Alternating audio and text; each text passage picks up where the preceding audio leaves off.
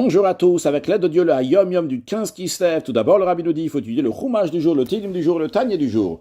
Puis le rabbi nous ramène une correction du rabbi Rachab dans le Torah Or, dans le livre dans lequel se trouvent les Mahamarim, le discours chassidique du premier rabbi de Chabad, Rabbi Schneur Zalman, dans le commentaire qui commence avec les mots Vayeshev.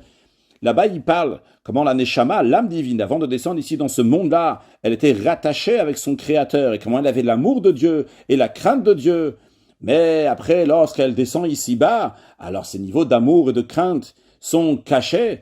Et les mots là-bas sont écrits « Ve'eina yechola lirod be'ahava ». Elle ne peut pas voir l'amour. Le Rabbi Rachab a corrigé, à la place de dire « Ve'eina yechola lirod », qu'elle ne peut pas voir l'amour, il a dit « Ve'eina yechola liyod be'ahava ». Il a écrit, donc il faut changer. Elle ne peut pas être dans ce niveau d'amour et de crainte de manière dévoilée comme c'était avant qu'elle descende ici-bas.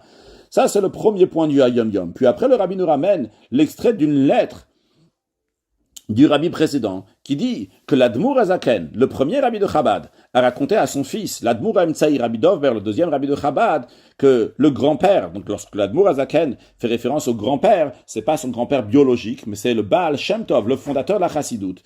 Il dit qu'il faut avoir Messirut Nefesh, il faut avoir le don de soi pour Avat Yisrael, pour l'amour du prochain, même pour un juif qu'on n'a jamais vu. Et comme d'ailleurs le rabbi explique dans une sikha, qu'en vérité, vu que tous les juifs sont rattachés les uns aux autres par la neshama, qu'on a tous le même père, alors quand on aime un autre juif, en vérité, c'est aimer soi-même. En tous les cas, il faut aimer un juif même qu'on n'a jamais vu.